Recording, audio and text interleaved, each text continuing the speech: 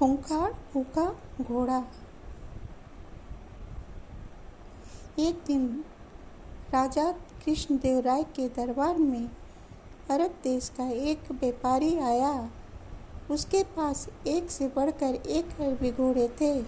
व्यापारी ने हट्टे कट्टे और तंदुरुस्त अरबी घोड़े को राजा कृष्णदेवराय के सामने इतनी तारीफ की कि उन्होंने फौरन उन घोड़ों को खरीदने का मन बना लिया। अच्छी कीमत देकर व्यापारी से सारे घोड़े खरीद लिए गए। व्यापारी खुशी खुशी वापस चला गया। महाराज बहुत खुश थे, लेकिन जब घोड़ों को रखने की बात सामने आई तो समस्या खड़ी हो गई। सारे अस्तबल पहले से ही भरे हुए थे। उनमें नए घोड़ों को रखने का स्थान नहीं था। इस समस्या का निदान राजगुरु के सुझाया। राजगुरु ने महाराज को परामर्श दिया कि जब तक इस घोड़े को रखने एक लिए नया अस्तबल तैयार न हो जाए, क्यों ना एक एक घोड़ा हम मंत्रियों, दरबारियों और प्रजा में बांट दें। वे उन घोड़े की देखभाल करेंगे और उसके बदले हर महीने उन्हें एक स्वर्ण मुद्रा दी जाएगी। महाराज को राजगुरु की ये सलाह जच गई और उन्होंने वे घोड़े अपने मंत्रियों और दरबारियों में बंटवा दिए। जो घोड़े बचे वे प्रजा में बांट दिए गए। घोड़ा दिन भर भूखा रहता था, इसलिए जैसे ही शाम को खिड़की से सूखी घास देखता, लपक कर उसे खा जाता।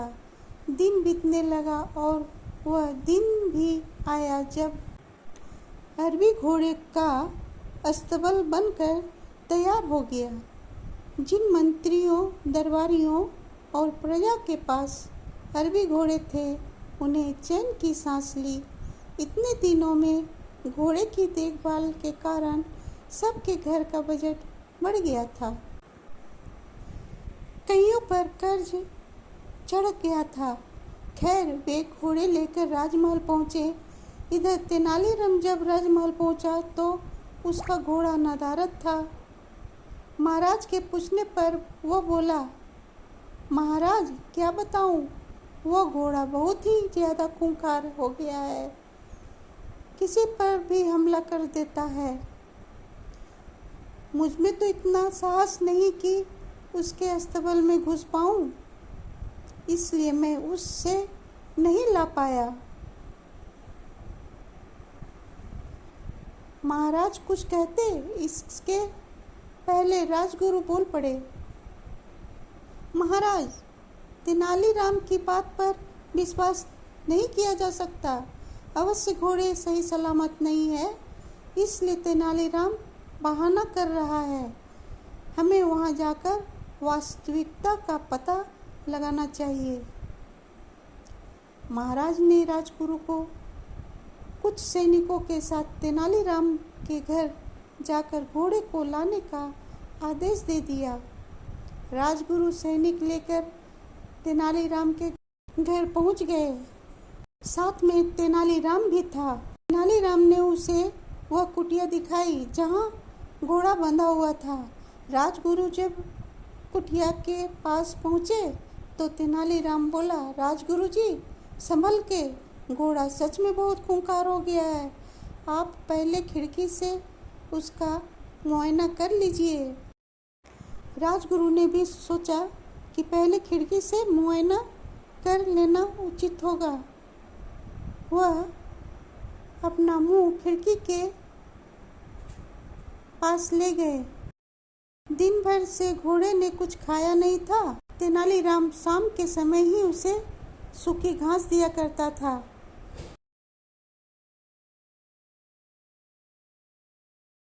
इसलिए जैसे ही राजगुरु खिड़की के पास अपना लेकर मुँह गए। उनकी दाढ़ी को सूखी घास समझकर घोड़े ने मुंह में दबा लिया और खींचने लगा। राजगुरु दर्द से चीख पड़े। यह देख तेनालीराम बोला, मैंने कहा था ना राजगुरु जी कि घोड़ा बहुत खूंखार हो गया है। राजगुरु क्या करते, बस दर्द से चीखते रहे और अपनी दाढ़ी छुड़ाने का प्रयास करते रहे, किंतु भूखा घोड़ा भी दाढ़ी छोड़ने तैयार नहीं था।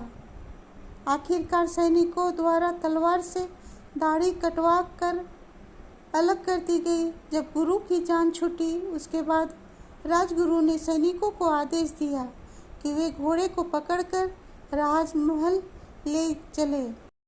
घोड़े को राजमहल में महाराज के सामने ले जाया गया। राजा ने जब घोड़े को देखा तो आश्चर्यचकित रह गए।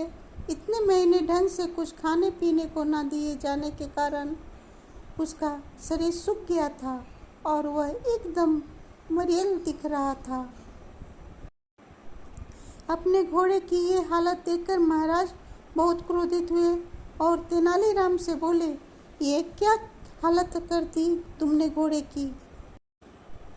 तेनालीराम बोला, महाराज, एक स्वर्ण मुद्रा में मैं इतनी जितना दाना पानी दे सकता था उतना मैंने दिया। बाकी लोग आपके डर से अपना पेट काट काट कर घोड़े की देखभाल करते रहे। वह आगे कहता गया, महाराज, राज्य के राजा का धर्म प्रजा की देखभाल करना है, न कि उन पर अतिरिक्त बोझ डालना। इन घोड़ों की देखभाल करते करते और उन्हें बलवान व तंदुरुस्त बनाए रखने में आपकी प्रजा दुर्बल हो गई है। आप ही बताएं महाराज, क्या ये उचित है। महाराज को तेनालीराम की बात समझ में आ गई और उन्होंने अपनी भूल का एहसास हो गया। अपनी इस भूल के लिए उन्होंने सबसे क्षमा मांगी और उन्हें इन महीनों में हुए खर्चों की भरपाई भी कर